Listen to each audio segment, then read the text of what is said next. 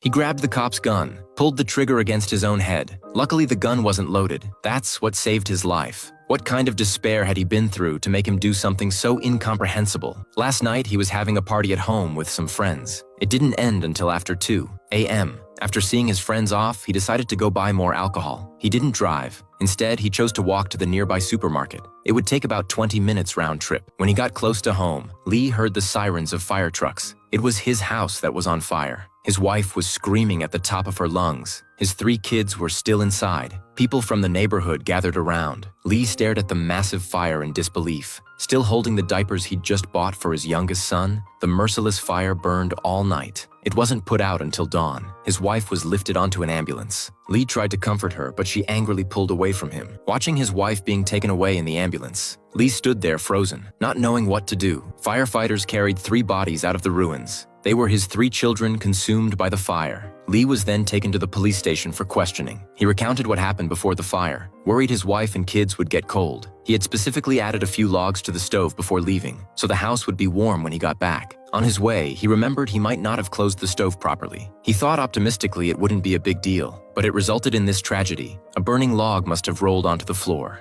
Lee calmly awaited his judgment. He couldn't forgive himself for what he'd done, but the police tried to comfort him. Look, Lee, you made a horrible mistake, like a million other people did last night. I'm not gonna crucify you.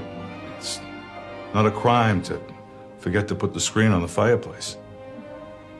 The officer told him he could go home, but Lee couldn't accept this outcome. The death of his 3 children was on him. He had already sentenced himself to death. When no one was watching, he grabbed the cop's gun. Without hesitation, pulled the trigger at his head. He wanted to atone for his sins this way, not knowing how guns work. He tried several times without success. Afterwards, his wife chose to divorce him. Lee decided to leave this place of sorrow. After saying goodbye to his brother and nephew, he went to Boston alone, found a job as a maintenance worker. He rented a dark basement apartment. His daily work was fixing refrigerators for old men, unclogging drains for single women, changing light bulbs for elderly ladies with mobility issues. Though he seemed no different from anyone else, regret and self-blame hung over him constantly, making him silent and numb, making him lifeless, making him live the same day over and over. Every night when he got home, he'd just collapse on the couch like this. No life whatsoever, then fall asleep in a daze and wake up in a daze. Until this day, while working as usual, he got a phone call.